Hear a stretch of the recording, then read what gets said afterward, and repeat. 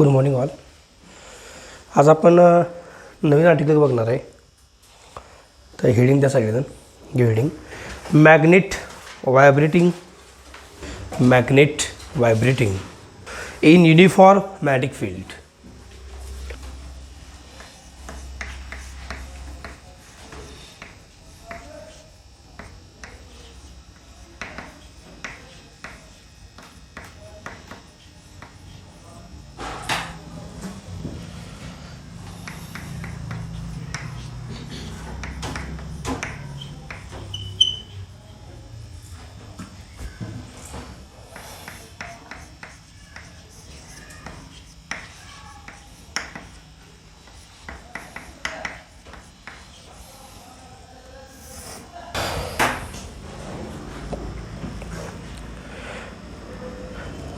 You draw diagram along with me. पुस्तकामध्ये diagram आहे बघा 5.12. ते देखील रेफर करून तुम्ही ड्रॉ करू शकताय.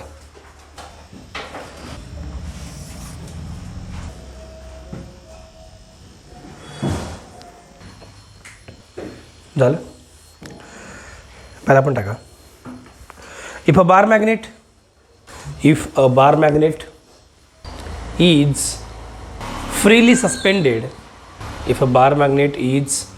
freely suspended in uniform magnetic field, comma, it remains in equilibrium with its axis parallel to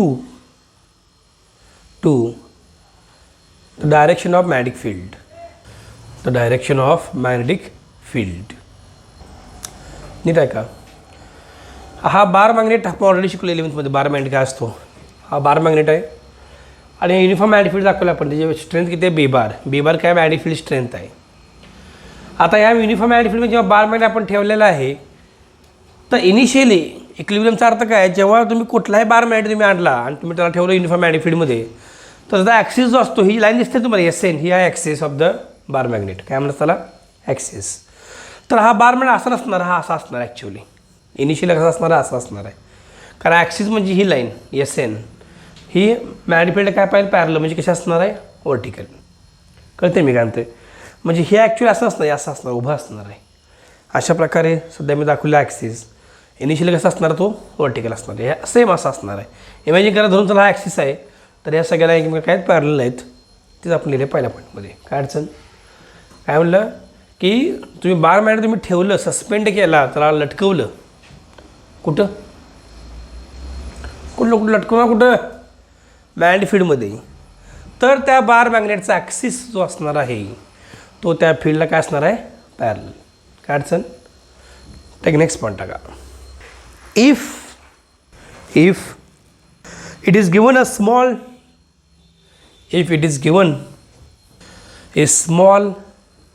angular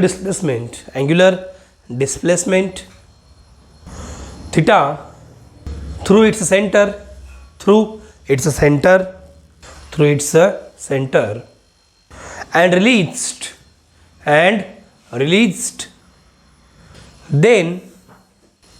then it performs angular oscillations. OSCILLATIONS. किती मस्त पॉईंट आहे बघा. हा बार मॅग्नेट आहे, सध्या असा उभा आहे बघा. त्याला मी असा डिस्प्लेस केला. काय त्या अँगल? हा अँगल झाला थिटा. दिसतं का इथं? दिवशी थिटा सोडला तर असं होणार. ती अबाउट सेंटर, ही सेंटर धरून चला, हा सेंटर आहे. हा तर असं ते असं असेल ठेवणार. कळतं नाही? काय म्हणते ह्याला? काय म्हणायचं? Angular oscillation. काय म्हणायचं ह्याला? Angular oscillation. समझ में आ रहा है मैं क्या बोल रहा हूँ? या ऐसे घूमेगा, हिलेगा ऐसे. जे आपण काल शिकलो अँग्युलर ऑसिलेशन, टॉर्क वगैरे काल बोललो आपण याविषयी. जायचं पुढं. नेक्स्ट पॉईंट टाका. लेट म्यू, हे बघा म्यू असं लिहायचं असतंय. Mu B the dipole moment and capital B असं ते सिम्बॉल आहे बी ना त्याचा कॅपिटल म्हणून. Capital B the magnetic field आता बी द मॅग्नेटिक फील्ड. काय म्हटलं बघा, म्यू कोण आहे? Dipole movement. डायपोल मुवमेंट काय असतं? सिम्पल आहे, पोल स्ट्रेंथ इंटू डिस्टन्स. आता ही दिसते बघा, हे क्यू एम म्हणजे काय? पोल स्ट्रेंथ आहे. क्यू एम काय? पोल स्ट्रेंथ आहे, पोल स्ट्रेंथ. हे नॉर्थ पोल, हे साऊथ पोल. सिम्पल आहे, नॉर्थ पोल आणि साऊथ पोल. नॉर्थ पोलला आपण म्हणले प्लस, साऊथ पोलला मायनस. अजिबात असं नसते कधी. हे सिम्बॉल आपण ॲक्च्युअली आपल्या सोयीसाठी केलेलं आहे. त्यामुळे काय म्हणायचं? Plus Q M is the pole strength for north pole, minus Q is the pole strength for south pole. ताकद काय त्या पोलची? एखाद्या लोखंडाला आपल्याकडे खेचण्याची, त्याला म्हणतात pole strength of the magnet. कळतंय मी काय म्हणतोय? तर म्यू काय आहे? Dipole movement. डायपोल मुवमेंटचा अर्थ काय? Mu equal to actually formula काय असतो? आज लक्षात ठेवा, pole strength Q into M. M म्हणजे मॅग्नेटिक पोल स्ट्रेंथ इंटू 2 ह्याला म्हणतात डायपोल मुवमेंट. लिहू नका तुम्ही, फक्त ऐका. ह्याला काय म्हणतात? Dipole movement. बी कोण आहे? फील्ड. मॅग्नेटिक फील्डचा फॉर्म्युला काय असतं? What is formula magnetic field? Flux by area. Flux by area. Magnetic flux by area is the formula for what? Magnetic field. हे आपण शिकणार आहे पुढे हळूहळू, पण सध्या आर्टिकल आले म्हणून तुम्हाला या संदर्भानं सांगायला लागलं, बाकी काय नाही. काय अडचण इथपर्यंत एकदम क्लिअर. जर तुम्हाला वाटलं तर टॉप मार्जिन तुम्ही फॉर्म्युला लिहू शकता, mu equal to Q M into 2 times dipole movement. You can write on top margin somewhere else. Next point टाका. In the deflected position, in the deflected position, comma, restoring torque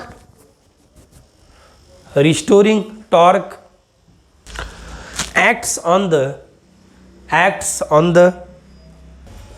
magnet. काय याचा अर्थ आहे? जेव्हा तुम्ही या मॅग्नेटला डिफ्लेक्टचा अर्थ काय हो? काय डिफ्लेक्ट म्हणजे काय? हे असं आपलं मॅग्नेट. सो त्याला असं आहे का नाही? Vertical axis parallel to magnetic field. जेव्हा तुम्ही असं केलं, सोडून दिलं, ते असं होणार बघा. ह्याला म्हणतात डिफ्लेक्टेड पोझिशन. काय म्हणतात त्याला? Deflected position. जेव्हा मॅग्नेट असं इकडे येणार आणि परत माघारायचा प्रयत्न करणार, तेव्हा एक टॉर्क आहे जे आपण काल बोललो त्याविषयी, रिस्टोरिंग टॉर्क. कुठलं टॉर्क? ही टॉर्क म्हणते माघारी. ॲक्च्युअल मॅग्नेट कुठं आहे? असं आहे. आता झाला असा, ही टॉर्क म्हणते इकडे माघारी परत पाहिल्यासा का हो? तसं होतं काय? ती नाही होत. कारण का? इनर्शियामुळे असं मूव्ह होणार. It move like this, can you imagine or not? समज में आ रहा है क्या? नक्की. म्हणजे डिफ्लेक्टेड पोझिशनमध्ये रिस्टोरिंग टॉर्क त्याला माघारी घ्यायचा प्रयत्न करणार मूळ पोझिशनला. समज में आ रहा है? नेक्स्ट पॉईंट पेक्षा न्यू लाईन लिहा. New line. Mathematically restoring torque is given by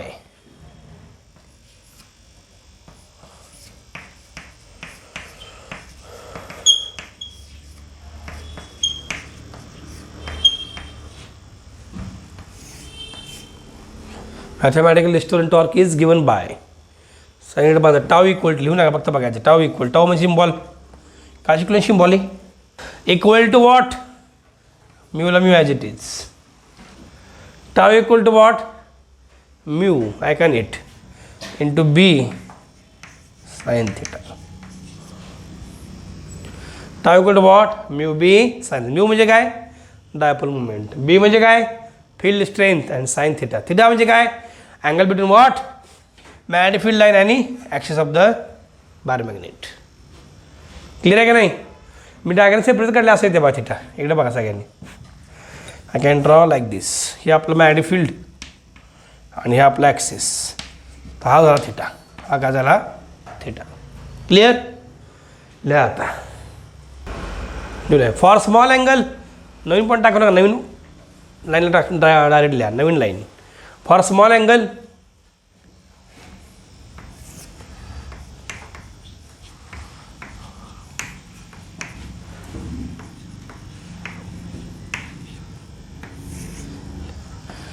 sign theta approximately equal to theta. शिकलो आपण जिओमेट्री. ती जिओमेट्री नाही, ट्रिग्नोमेट्री. तरी in trigonometry yes or no. आता रिप्लेस करा काय ना मग tau equal to mu B theta.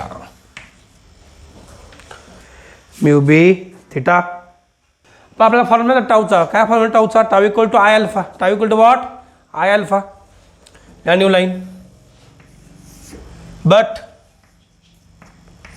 टाव equal to what I alpha. I म्हणजे काय मोमेंट ऑफ इनर्शिया. अल्फा म्हणजे अँग्युलर ॲक्सेलरेशन. काय शिकलो आपण. अल्फा म्हणजे अँग्युलर ॲक्सेलरेशन आणि आय म्हणजे काय मोमेंट ऑफ इनर्शिया. रिप्लेस करा वर काय ना मग. Therefore I into alpha equal to what mu B sine theta. I alpha is equal to what mu B sine theta. मग मला सांगा टॉर्क जे आहे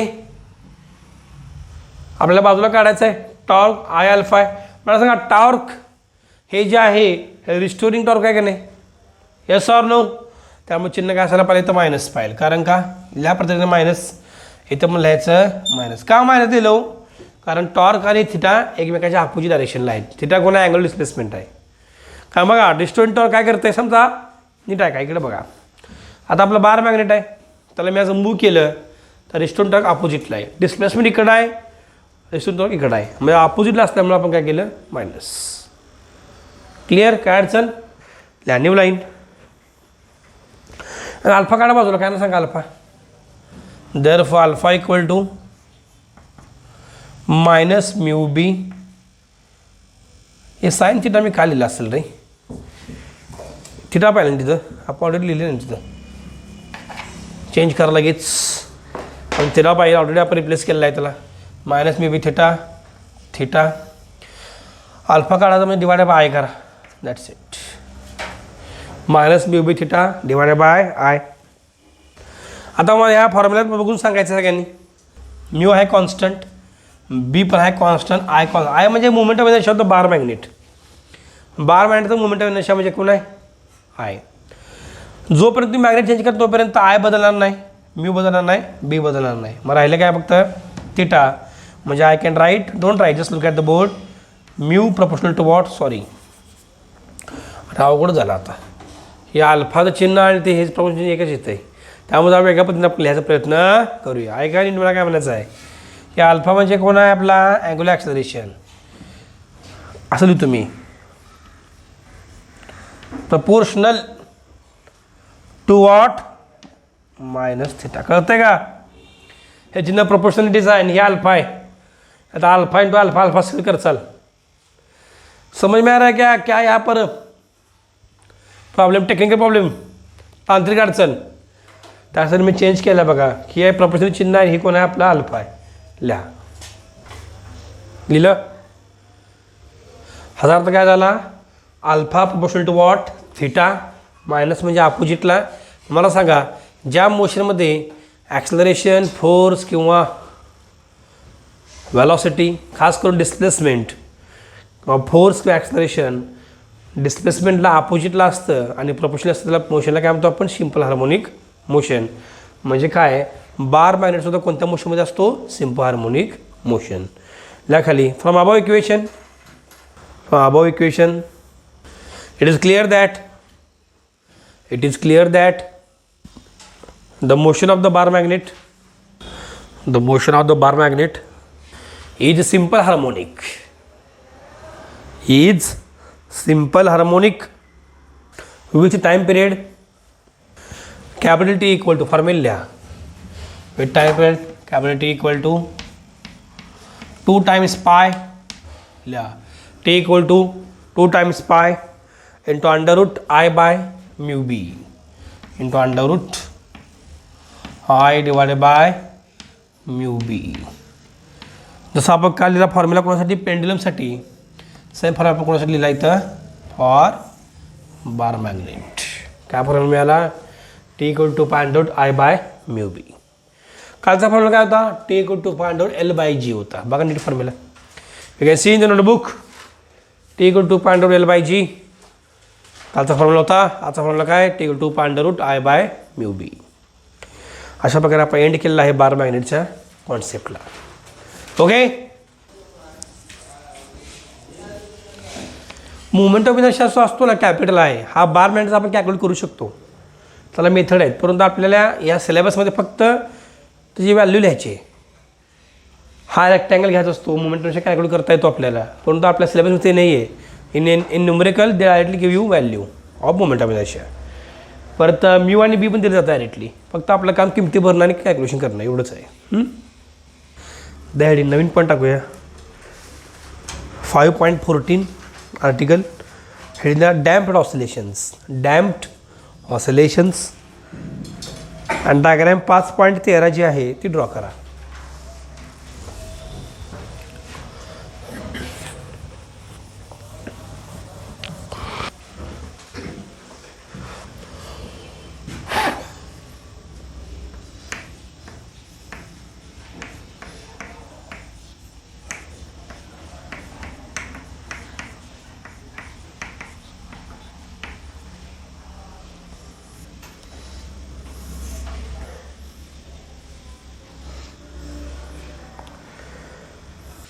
ओव्हर जायचं पुढं.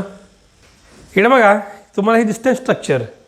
हे स्ट्रक्चर आहे डॅम्प्ड ऑसिलेशनमध्ये असणाऱ्या सिस्टीमचं. सगळ्यात बेस्ट एक्झाम्पल असं म्हणजे आपल्या वाहनांमध्ये असणारा शॉक ॲब्सॉर्बर. बघितले ना, टू व्हीलर सायकलला पण असते बघा. व्हायब्रेशन रस्त्यावर आपण गाडी चालवताना खड्डा आला, रस्ता खराब आहे किंवा स्पीड ब्रेकर आला तर पाठीचं खिळखिळा होण्यापेक्षा काही तर आपल्याला उपकरण पाहिजे जेणेकरून तो शॉक ॲब्सॉर्ब झाला पाहिजे. त्याला आपण शॉक ॲब्सॉर्बर प्रत्येक व्हेकलमध्ये असतो तो. मग ते 4 व्हीलर घ्या किंवा 2 व्हीलर घ्या, सेम स्ट्रक्चर आहे. त्याला म्हणतात डॅम्प्ड ऑसिलेशन्स. लक्षात ठेवा, शॉक ॲब्सॉर्बर बाजूला नाव आहे डॅम्पर. काय नाव आहे? डॅम्पर म्हणजे टू डॅम म्हणजे अपोज करणे. डॅम म्हणजे काय? विरोध करणे, रेजिस्टन्स. इथं आपण काय करतोय? ऑसिलेशनला विरोध करतोय. डॅम्प्ड ऑसिलेशनला डॅम्पिंग म्हणजे विरोध करणे, रेजिस्टन्स. सिस्टीम तुम्ही जर बघितली तर काय काय बघा यामध्ये. हे रिजिड सपोर्ट असते. आपली गाडी असते ना, गाडी 2 व्हीलर. तर आता मी इमॅजिन करा आपल्या 2 व्हीलरला आपण हे जोडले. ही वर असते बघा, स्टीलचं असते, स्टीलचं वर हे आठकोडलं असते. तुम्ही बघा क्लास संपल्यानंतर बघा जाताना 2 व्हीलरचं जसं आवर्जून बघा. खास करून तुम्ही जर हे काय बाईक घेतल्या, बाईक्स विथ क्लच, ते वरच्या बाजूला असतं, हे असतं क्लॅम्प केलं असतं, क्लॅम्प. आणि लगेच खाली स्प्रिंग असते. स्प्रिंग बघा तुम्ही, स्प्रिंग असते, लगेच स्प्रिंग असते, स्टीलची असते. स्टील त्याला क्रोमियमने कोटिंग करतात, चमकते बाहेर येते. कारण कोरोजनपासून तसं संरक्षण झालं पाहिजे. कोरोजन नाही ते पावसा पाण्याच्या दिवसामध्ये ते गजून जाईल, त्यामुळे क्रोमियमचं पेटिंग असते. मुलामा असतो, मुलामा पॉलिशिंग असते, पॉलिशिंग असं आतंक करत नाहीत. त्याला मेथड आहे इलेक्ट्रोप्लॅटिंग. काय नाव आहे? इलेक्ट्रोप्लॅटिंग नावाची मेथड असते. त्यांना काय करतात, त्यावर चांदीचं नाही रे, क्रोमियमचं कोटिंग असते. चांदीचं कोटिंग केलं तर किती महाग होईल? ओम ते स्प्रिंग असते बघा. या स्प्रिंगला एंड दुसरा असतो, तो घुसला असतो ब्लॉकमध्ये. कुठे घुसला असतो? ब्लॉकमध्ये. ब्लॉक. पण शॉक ॲब्सॉर्बरमध्ये असतो पिस्टन असतो, पिस्टन. ही पिस्टन सिलेंडर अरेंजमेंट आहे. आणि खाली असतं ऑइल, खाली असते कंटेनर असते, कंटेनर त्यामध्ये घुसते बघा. ती काय काय बघा, शॉक ॲब्सॉर्बरमधून ऑइल बाहेर पडलेलं असते. काळा तुमचं ते सगळं ते स्टील बसते, स्टील बाहेरचं, त्या काळा तवंग करतो. तो ऑइल असतो, ऑइल ॲक्च्युली. म्हणजे हे डॅम्पर आहे. शॉक बसला रे, बसला हादरा बसला गाडीला तर स्प्रिंग खाली जाते. खालचं ऑइल जे असतं ना, ऑइल असतं इथं, तो ऑइल त्याला अपोज करतं शॉकला. हुबर तर आपल्या बॉडीला हादरे कमी बसतात. ही जर खराब झालं, तुम्ही गाडी चालण्यामध्ये ऑब्जेक्शन काहीच नाही, तुम्ही ही नसताना चालू शकताय. फक्त 1-2-3 आठवड्यानंतर तुमचे पाठ दुखायला चालू होणार 100%. तर तुमचा प्रवास जास्त असेल तर. नॉर्मल जरी प्रवास केला तरी तुमचं पाठ दुखायला चालू होणार. इतकी बेकार हादरे बसतात. काय सगळ्या सुखसुविधा आपल्याला करून दिल्या आहेत गव्हर्नमेंटनं. भरपूर हादरे बसण्याची सुखसुविधा आपल्याकडे आहेत. त्याची तुम्ही काळजी करू नका. आता बघा, हादरा बसला, ही खाली जाणार, स्प्रिंग दाबली जाणार, ब्लॉक पण खाली जाणार, वेन पण खाली जाणार. असं वेन खाली येणार बघा. ही ऑइल आहे ऑइल, ती वेनला वर जा म्हणणार. शॉक ॲब्सॉर्ब केला आणि डॅम्प अपोज केला. तुम्हाला आय थिंक आज असं एक्झॅक्ट सिच्युएशन काय, यू अंडरस्टँड सिच्युएशन. आता आपण लिहूया एक एक मुद्दे regarding to this article. Write down. If the amplitude of oscillations, if the amplitude of oscillations of an oscillator is reduced, कमी केले, is reduced by the application of external force, by the application of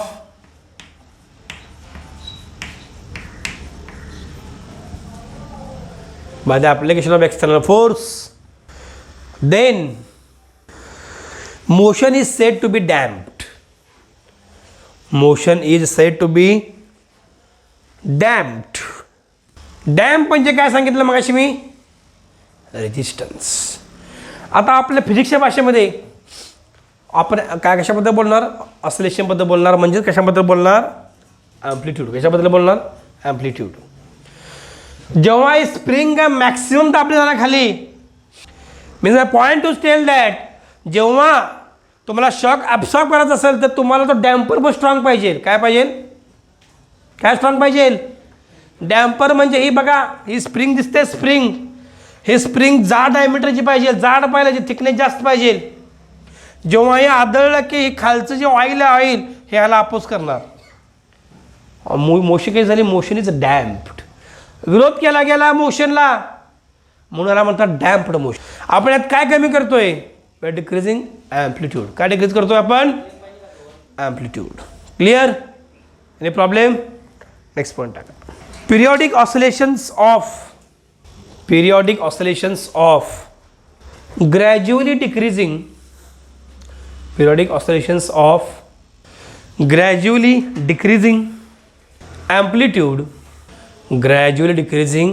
amplitude are called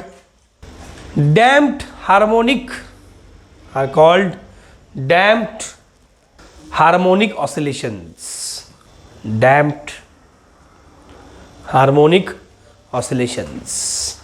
full stop. नीट ऐका, मस्त point आहे एकदम. त्यांनी काय सांगितलं बघा, पिरियडिक ऑसिलेशन. ऑसिलेशन कशा, पिरियडिकचा अर्थ काय, एकच गोष्ट रिपीट होते, बरोबर आहे. इकडे बघा रे, सगळं इकडे बघा. कधी असं झालं का हो, गाड्या आदळली आहे, इमॅजिन करा, गाड्या आले, खड्डा आला, आदळ आहे आणि शॉकअप असा इकडे गेला आहे. म्हणजे तुम्ही आदळलाय, एकदा मागे गेलाय, एकदा परत तिथं खाली गेलाय, परत असंच बरं अचानकच. काय झोका चालू आहे काय, कॅन इमॅजिन. आदळलोय आपण, अचानक मागं असा, अचानकच समोर बसताना माणसाकडं असं होत नसतं कधी. कारण का, मोशन पिरियडिक पाहिजे. पिरियडिकचा अर्थ काय, अप अँड डाऊन. ऑलरेडी शिकलो आपण त्याविषयी. आणि स्लो तेव्हा डॅम्पिंग, लगे असं नाही की डॅम्प केला, ॲब्सॉर्ब केला पूर्ण शॉक, आदळला डायरेक्ट लगेच वरच stop.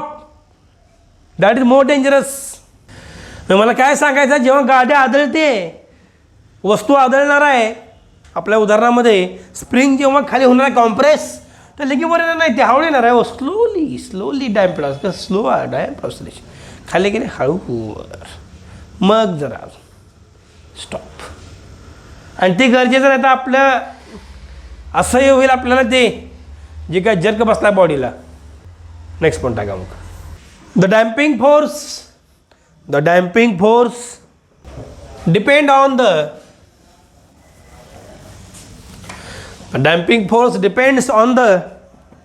the nature of the surrounding medium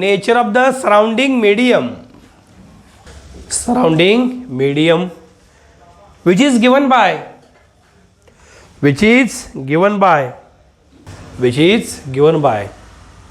नीट ऐका व्यवस्थित, लय भारी पॉईंट आहे बरं. काही इंटरेस्टिंग कॉन्सेप्ट आहे, नीट ऐका. आता डॅम्पिंग फोर्स म्हणजे मला सांगा, इकडे बघा सगळ्यांनी, हे मुद्दाम याला वेळ जास्त द्यावलं कारण थोडा पॉईंट तुम्ही आधी अगोदर डिस्कस कधी केलेला नाही आपण, नवीन पॉईंटसाठी, म्हणून त्याला आपण थोडा वेळ देतो जास्त. नीट ऐका, लय भारी क्वेश्चन आहे बघा. आता हे वेन आहे, वेन म्हणजे कळतं ना, हे असलो हॉरिझॉन्टल पट्टी, त्याला वेन म्हणायचं. ही बाबा खाली आदळला, नीट बघा, हे चाललंय खाली वरनं, खालनं कोणा अप्लाय करणार फोर्स, ही ऑइल.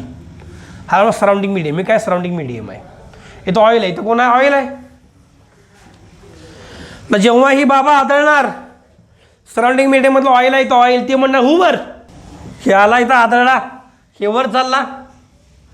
आता मला सांगा, हा जो डॅम्पिंग फोर्स आहे, जो अपोज करणारा फोर्स आहे, नीट ऐका, एफ डी, ह्याला म्हणायचं एफ डी. एफ डी म्हणजे डॅम्पिंग फोर्स. हा जो आहे ना, ह्या वेनच्या वेगाला असणार प्रपोर्शनल. कसा असणार आहे, वेलासिटी ऑफ द वेनला काय असणार आहे, प्रपोर्शनल टू व्ही. लय भारी पॉईंट आहे. एफ डी कसा प्रपोर्शनल टू वॉट, व्ही. समझ में आ रहा है मैं क्या बोल रहा हूँ. कारण का, जितका व्ही जास्त तो डॅम्पिंग फोर्स जास्त, व्ही कमी डॅम्पिंग फोर्स कमी. अरे बॉडी जर जास्त हाताला बसायला लागली तर डॅम्पिंग फोर्स जास्त पाहिजे नाही, तर शांत करायला मूव झाली बॉडी, तर डॅम्पिंग फोर्स अपोज जास्त पाहिजे. नाहीतर हे असंच स्पीड ब्रेकर जाऊन 10 मिनिट झाले अजून गाडी हलते, असं होतं आहे कधी. स्पीड ब्रेकर संपल्यानंतर तुमची गाडी अजून चालूच आहे. येणार बेटा, असली कसली गाडी आणली. F D proportional to V. आता व्ही सांगा, डॅम्पिंग फोर्स आणि व्ही अपोजिटला आहेत का एका दिशेला आहेत.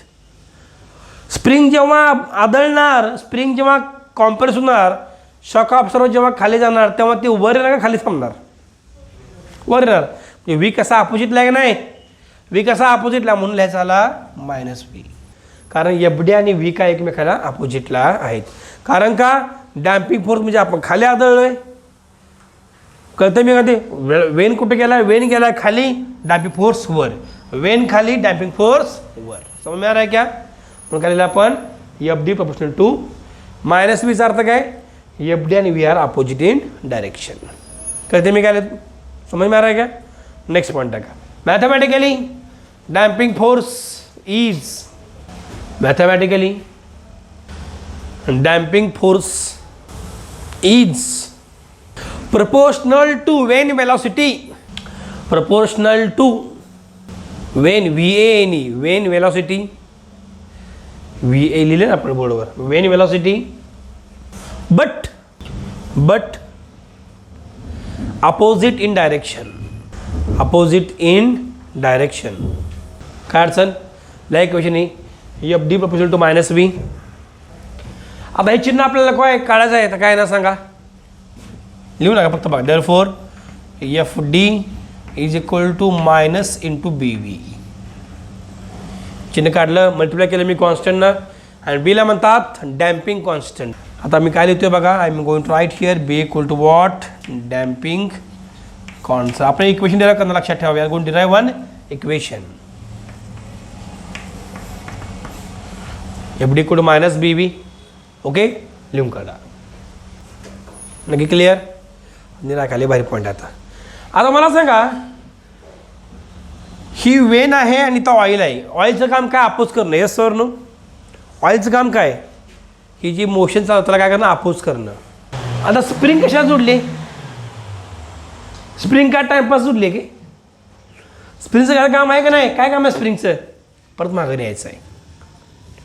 ऑब्जेक्ट जेव्हा होणार ऑसिलेट त्याला माघारी खेचायला पाहिजे का नाही, म्हणजे स्प्रिंग मदत करते. बघा किती भारी पॉईंट आहे बघा. तुम्ही काय काय बघा, मेकॅनिक लोक म्हणतात बघा स्प्रिंग खराब झाली, म्हणून राहू दे, काय परवडते स्प्रिंग काढा की, काय बोल होतंय, काढा स्प्रिंग. कुणी अडवले, स्प्रिंग काढायची शॉक ऑब्झर्वरमधली आणि जायचं. मग बघा कसं वाटतंय. अरे स्प्रिंगचं काम मॅक्सिमम आहे. ऑइल बिल ते काय, तो मला माहिती आहे ऑइल किती आत शिल्लक राहिले, कमी झाले, वाढले. नुसतं तुम्ही स्प्रिंग रिमूव्ह करून फायदा होत नसतं, लक्षात ठेवा. तुम्हाला ऑइलसोबत स्प्रिंगची मदत घ्यावी लागते. म्हणून त्याला म्हणतात स्प्रिंग कॉन्स्टंटचा फोर्स आपल्या विचारात घ्यावा लागतो. त्याला म्हणतो आपण रिस्टोरिंग फोर्स. कुठला फोर्स, रिस्टोरिंग फोर्स. तो फॉर्म्युला माहिती आहे बघा, F equal to spring constant equal to what, F by X equal to what K. माहिती आहे फॉर्म्युला, आठवते का. K equal to what, force per displacement, F by X. त्यात एफ काय ना सांगा बाजूला, एफ येणार के एक्स. एफ काय येणार के एक्स. कुणामुळे आहे, स्प्रिंगमुळे, म्हणून एफ एस लिहिले मी, स्प्रिंग फोर्स. कुठला फोर्स म्हणायचा, स्प्रिंग फोर्स, किंवा F equal to K X. F equal to what, हे कुणामुळे आहे, because of only this spring, because of this spring. काय अडचण? द्या new line. For a spring constant K, for spring constant K, comma, the force on the block, the force on the block from the spring is given by, from the spring is given by, ला Fs equal to minus kx. काय अडचण? सांगितलं तुम्हाला लिहून दिलेलं का नाही? Same point. Fs equal to what? minus kx. Fs equal to what? minus kx. कुणाला काय प्रॉब्लेम? आता मला सांगा, या ब्लॉकवर, ही ब्लॉक म्हणजे आपली बॉडी हो. या ब्लॉकवर, ब्लॉकचा आता काय माणूस दाखवूय. ब्लॉक म्हणजे काय? Body, human being in case of shock observer. आता मुद्दा समजून घ्या. तर हा ब्लॉक जेव्हा आदळणार खाली, तेव्हा स्प्रिंग पण त्याला म्हणते ही वर ये. ही ब्लॉक गेला खाली, स्प्रिंग काय म्हणणार? ब्लॉक गेला खाली, स्प्रिंग म्हणणार वर या. त्यासोबत अजून मदत करते स्प्रिंग ह्या ब्लॉकला. कोण? ही पण आहे म्हणते. ही म्हणते स्प्रिंगला टेन्शन घेऊ नको, मी आहे इथं. स्प्रिंग म्हणते हाला टेन्शन घेऊ नको, मी आहे इथं. मग दोघांचा फायदा की नाही? ब्लॉकला डबल धमाका. ब्लॉक शेप आहे, शेप. टेन्शन नाही म्हणते. दोन्ही बाजूने आपली माणसं आहेत. पॅरेंट्स, मम्मी पण लाड, पप्पाचा पण लाड, एकदम लाडे लाड, लाड स्क्वेअर. हे ब्लॉक बघा, हे म्हणते मी मदत करतो, हे म्हणते मी मदत करतो. याचा अर्थ काय? की net force acting on the block is equal to, नीट बघा तुम्हाला मी देतो उदाहरणं बाळांनो, त्याचा पाठीमागे काही लॉजिक असते. जेव्हा एक क्वेश्चन लिहिलं तेव्हा कळलं मी काय म्हणलो असतं.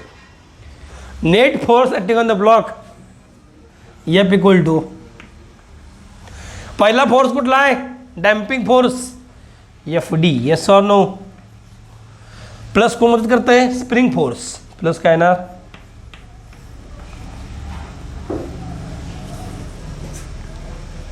प्लस काय? Spring force. किमती भरा दोघांच्या. मग काय ना सांगा? If I substitute the values, what I get? F equal to,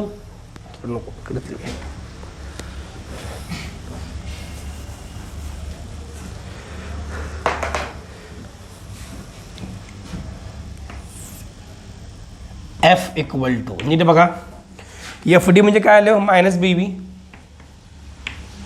आणि minus KX. Yes or no? Fs काय? Minus KX. FD म्हणजे काय? Minus BB. कोणाला काय अडचण इथपर्यंत? नक्की लिहून काढा. F म्हणजे नेट फोर्स आहे, विसरू नका. काढलेला आपण F equal to FD plus Fs. किमती भरल्या. आता नीट ऐका, don't write anything, just look at the board. आता काय करतो बघा, हे सगळ्या टर्म जे आहेत ना उजवीकडच्या, त्या मी लेफ्टला शिफ्ट करतो. काय ते बघा, F plus BV plus KX equal to what? 0. कुणाला काय अडचण? F plus BV plus KX equal to what? 0. आता Fचा फॉर्म्युला काय? Mass into acceleration. Mass into what? Acceleration. General formula. मग काय ना सांगायचं? M into A plus BV plus KX equal to what? 0. कुणाला काय अडचणपर्यंत? लिहून काढा. लिहिलं? न्यू लाईनकडे बघा. Don't write, just look at the board. आता काय करतोय बघा, एमला M as it is. A म्हणजे काय? Second derivative of displacement. Acceleration काय असते? Second derivative of displacement. मग काय येणार? d2x by dt square. Acceleration is what? Second derivative of displacement. d2x by dt square प्लसला plus as it is. b into v, व्हीला काय येणार? dx by dt. v काय येणार? dx by dt. वेलोसिटी म्हणजे काय? First derivative displacement. dx by dt plus plus as it is, केला की as it is, X likes as it is equal to what? 0. काल काय स्टेप ही? Acceleration म्हणजे सेकंड डेरिव्हेटिव्ह डिस्प्लेसमेंट. बीला B as it is, velocity म्हणजे derivative of first displacement derivative dx by dt plus KX as it is equal to 0. हे equation मिळालं मला. हे इक्वेशनला म्हणतात differential equation of damped oscillation. तर काय म्हणतात? Differential equation of what? Damped oscillations. Clear? लिहून काढा. आता हे क्वेश्चन सॉल्व करायचं आहे आपल्याला, सिलेबसमध्ये नाही आहे. जर तुम्ही क्वेश्चन सॉल्व जर केलं तर आपल्याला एक्सची व्हॅल्यू मिळते. आपल्याला काय मिळते? एक्सची व्हॅल्यू. सॉल्व कसं करायचं माहिती आहे ना, इंटिग्रेशन घ्यायचं असते. To find integration to calculate the value of X. मला येत नाही एक्स काढायचा फक्त बाजूला. So this method is not in our syllabus. फक्त मेथड सांगतो, तुम्हाला इंटिग्रेशन घेतल्यानंतर ही व्हॅल्यू मिळून जाते. तर सोल्युशन काढायचं इक्वेशनचं. तर सोल्युशन काढणं म्हणजे काय काढायचं? एक्सची व्हॅल्यू काढायची. एक्स म्हणजे डिस्प्लेसमेंट, स्प्रिंग किती वर खाली करणार आहे किंवा ब्लॉक किती अप अँड डाऊन करतोय, ती एक्सची व्हॅल्यू काढा. तर त्या आपण directly we are going to write this format directly. ही व्हॅल्यू आपण डायरेक्टली लिहिणार आहे. तर अशी एक पॉईंट टाका. नेक्स्ट पॉईंट, नवीन लाईन, न्यू लाईन, नवीन ओळीस. The solution of the above equation is found to be. The solution of above equation is found to be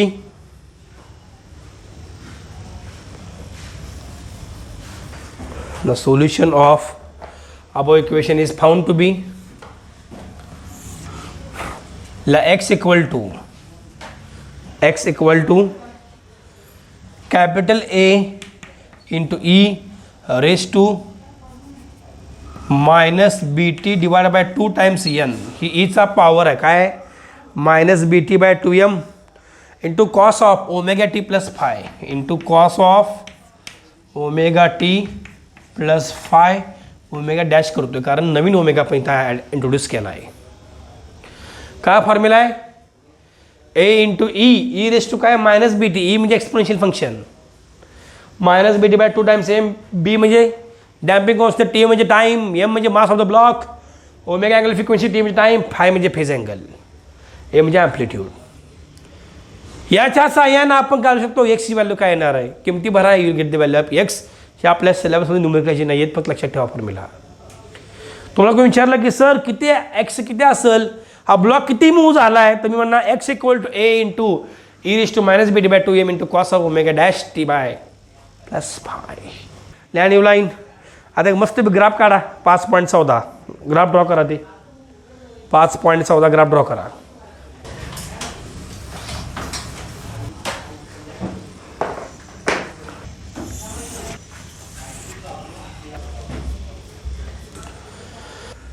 graph पडला, सांगू दे, एक्सप्लेन करू द्या. ग्राफ सिम्पल ग्राफ आहे.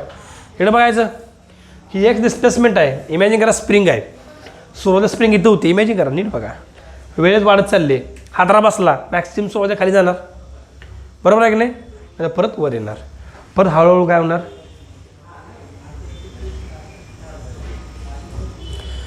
जसा टाईम चालला आहे तसा ग्राफ बघा तुम्ही, ऑसिलेशन बघा, ॲम्प्लिट्यूड एक्सची व्हॅल्यू कमी होत चालली की नाही बघा बरं. बघा नाही ग्राफ, हे दिसतंय कर्व. हा कर्व काय सांगतोय? एका पॉईंटला हा 0 होणार आहे. कोण? एक्स 0 होणार म्हणजे स्प्रिंग थांबणार आहे. स्प्रिंग नाही, ब्लॉक. ब्लॉक जो असा आहे तो हळूहळू, तो मला आधी सांगितलं सडनली थांबत नसतंय, ते हळूहळू ऑसिलेशन कमी होत जाणार आहे. थांबतो slow oscillation, gradually decreasing oscillation. बघा नीट, gradually decreasing oscillation, gradually decreasing oscillation. एक्सची व्हॅल्यू कमी होत चालली आहे. कळतं मी काय म्हणतोय? तो ओमेगा डॅश आणि टीचे फॉर्म्युले ते फक्त बघा तुम्ही, पुस्तकात लिहायची गरज नाही. ती ओमेगा दिल्या बघा, underroot B by M, underroot K by M minus B by 2m bracket square. Omega डॅशचा फॉर्म्युला आहे. ओमेगानं आपण फ्रिक्वेन्सी टाईम पिरियड काढू शकतो 2πn वरनं. That is what? ओमेगा म्हणजे अँग्युलर फ्रिक्वेन्सीचा फॉर्म्युला आहे स्प्रिंगमधल्या. या डॅम्प ऑसिलेशनची किती फ्रिक्वेन्सी असते अँग्युलर फ्रिक्वेन्सी ओमेगा डॅश, ती व्हॅल्यू तुम्हाला दिलेली आहे. Direct formula they have given.